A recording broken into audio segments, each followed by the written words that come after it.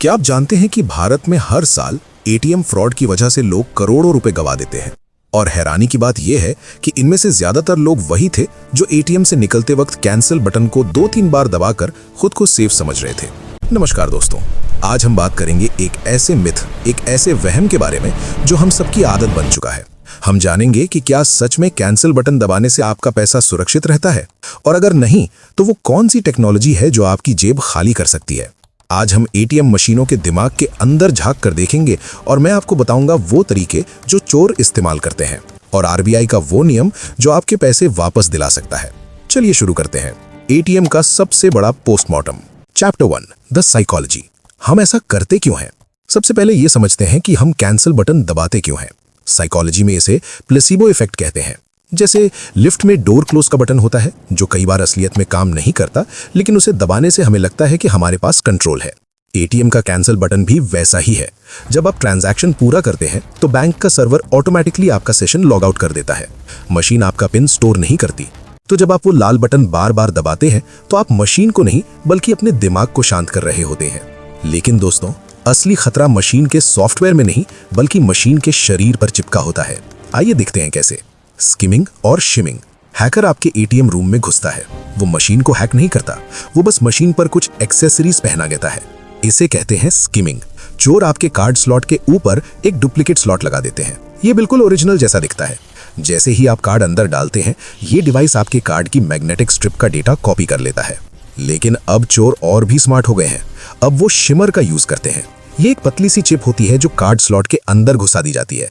इसे बाहर से देखना नामुमकिन है, लेकिन डेटा कॉपी करके वो पैसे नहीं निकाल सकते। उन्हें चाहिए आपका पिन, और पिन चुराने के लिए वो यूज करते हैं वो टेक्नोलॉजी जो आपने सोची भी नहीं होगी। ध्यान से सुनिए, कुछ हाईटेक चोर अब थर्मल इमेजिंग का इस्तेमाल करते हैं। जब आप एटीएम के स्टील कीपैड पर अपना पिन टाइप करते हैं तो आपकी उंगलियों की गर्मी उन बटनों पर रह जाती है। आपके जाने के कुछ सेकंड्स बाद चोर आता है और अपने फोन पर थर्मल कैमरा से कीपैड को देखता है। जिन बटनों पर हीट सिग्नेचर यानी गर्मी होती है वो चमकते हैं, और जिस बटन पर गर्मी सबसे ज्यादा है वो आपने सबसे अंत में दबाया था। इस पैटर्न से वो आपका पिन गेस कर लेते हैं। इस केस में आपका कैंसिल बटन दबाना किसी काम नहीं आता। तो अब सवाल है, बचें कैसे? डरने की जरूरत नहीं है, बस सावधानी बढ़ानी है।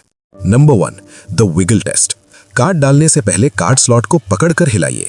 एटीएम के पार्ट्स मजबूत होते हैं, वो हिलते नहीं। अगर वो ढीला है तो वहां से भाग जाइए। Number 2, cover your hand. ये सबसे पुराना लेकिन सबसे इफेक्टिव तरीका है। पिन डालते वक्त दूसरे हाथ से कीपैड को ढक ले, इससे हिडन कैमरा फेल हो जाएगा। नंबर 3, थर्मल हैक का तोड़। अगर आपको थर्मल अटैक से बचना है तो पिन डालने के बाद बाकी सारे बटनों पर भी हाथ फेर दीजिए या उन्हें टच कर दीजिए। इससे सारे बटन गर्म हो जाएंगे और चोर कंफ्यूज हो जाएगा। Chapter 5, RBI guidelines. अगर फ्रॉड हो जाए तो क्या करें?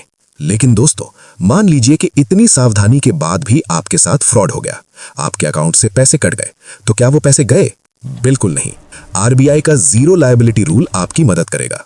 आरबीआई कहता है कि अगर बैंक की गलती या थर्ड पार्टी ब्रीच की वजह से फ्रॉड हुआ है और आप 3 दिन के अंदर बैंक को इन्फॉर्म करते हैं तो आपको 1 भी रुपए का नुकसान नहीं होगा। बैंक को पूरा पैसा वापस करना पड़ेगा।